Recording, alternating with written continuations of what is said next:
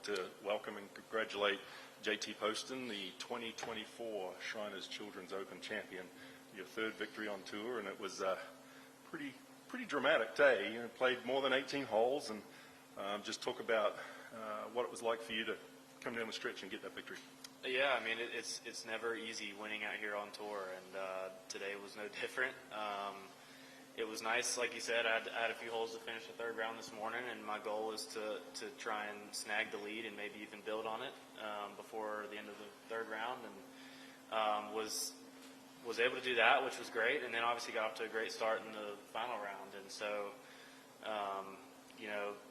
dream scenario start, but from then on it felt a little bit scrapey and trying to be smart, but also trying to stay aggressive because guys are making birdies, and thankfully was just enough there at the end.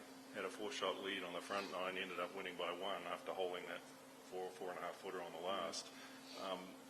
I noticed you hold putts on 9 and 10 in the middle of the round for pars, probably about the same distance. How key were those to keep that momentum going?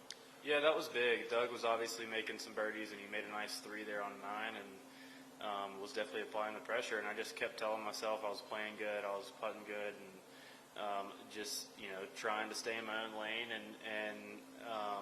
But yeah, those putts on 9 and 10 to keep the lead and never quite give it up was big. And yeah, I mean, thankfully was able to knock one there in on 18. Just a couple more before we take questions. When you saw Doug's shot on the last, I mean, it looked pretty good in the air. What were you thinking? Like, did you think that had a chance to go in? Yeah, I mean, our game plan was to make 4 on 18, and just don't even think about what ifs, what he could do. I was just already assuming he was going to make 3, and he had a great tee ball there and hit an unbelievable iron shot in there, and I knew he was going to make the putt. And so, for me, I just was trying to focus on 4 good shots there on 18. Just how good does it feel to get your first victory as a dad? It feels unbelievable. We've had an incredible few weeks at home since the playoffs. She was born in March, so middle of the season, so it's kind of been hectic and home for a week at a time, and they've been traveling, which has been great, but just to have that extended time at home has been amazing, and she changes every day, every week, and so just getting to see that and be there for her and my wife has been incredible. All right, take some questions. If you have a question, raise your hand and we'll get you a microphone. We'll go Jimmy on the left there. Thank you.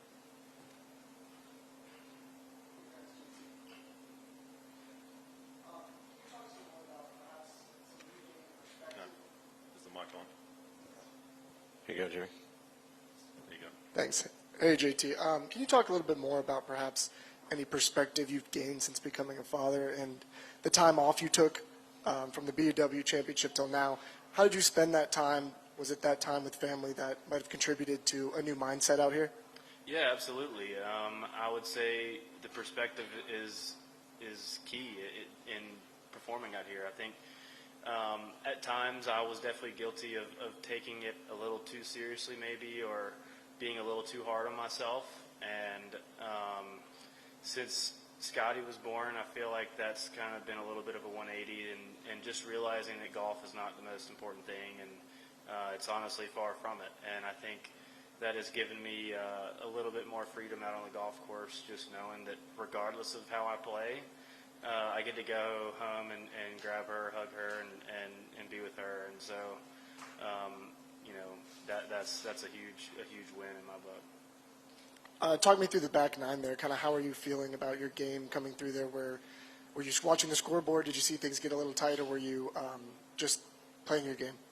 Yeah, I mean, a little bit of both. We kind of figured it was between Doug and I for most of the back nine, and it obviously helps playing with him, kind of going shot for shot. But in my mind, I was trying to just, I mean, it's cliche, but I was trying to go one shot at a time, just because this golf course, you can make some mistakes pretty quick, and you can make a lot of birdies and eagles pretty quick. And so I just felt like it was never going to be over until that last hole. And so I was trying not to focus on what my lead was too much, and just trying to execute the shots that we were trying to execute going down the stretch. What would you feel like is the best part of your game this week? The strength of my game is definitely the putter, and I would say the short game definitely was the strength this week. I don't know what the stats were. I feel like I hit it really good all week. Drove it great.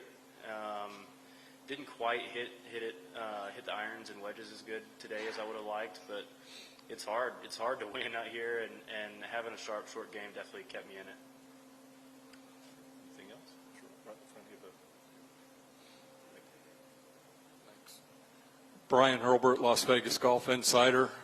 Obviously, the Shriners kids are walking out there. This week is for them. What's the first thing that comes to your mind about playing an event that benefits the Shriners hospitals? Oh, it's an honor. It's a privilege to be able to be here and play, and they're such an inspiration. And every interaction I've had with any of the kids, they're incredible. They're fun to be around, fun to talk to, and get to know a little bit. And so it's an incredible little bit of perspective for us as players. Like I said earlier, you can take it pretty seriously out here, and it's kind of a slap in the face sometimes. Where I've got it pretty good, and these kids have been dealt a tough hand at times, and they're making the most of it, and it's incredible to see. And Las Vegas is a magical place in many ways. What's the first thing that comes to your mind about playing golf in Las Vegas, and then what's the celebration going to be like tonight? Yeah, the first thing that comes to mind is this golf tournament. It's been one of my favorites on the schedule for a long time now. I've had some good weeks before this week. Had a great chance last year too, I felt like, and it's just a golf course that I really like, and it's nice to finally get a win here. I felt like it was one that I could certainly win on. And as far as the celebration goes, I don't really know. We could probably get into some trouble here, but I'm going to lean on Aaron to lead that charge. He's pretty good at that. But we'll celebrate a little bit with a few adult beverages, I'm sure. Anything further? The only thing I would ask you to finish up is how nice was it to have some of your neighbours out there waiting on that 18th green when you finished? I noticed Patton and Ben and Davis out there. Yeah, it was great. Those guys there in Sea Island, and even Ben down in Jacksonville. It's such a tight-knit community and a great group of friends. And Patton was there when I won in Wyndham for my first one. He was there waiting for me on 18. And I wish I could have been there in Napa when he won a few weeks ago. But it means a lot. We all are competitive and we want to beat each other. But if we don't win, we want to see one of our friends win. And so it's cool to have them there to congratulate me and a nice familiar face walking off 18. All right. Everything good? Everybody got what they need? We appreciate your time, JT, and congratulations, and celebrate well tonight. Thank you. Appreciate it.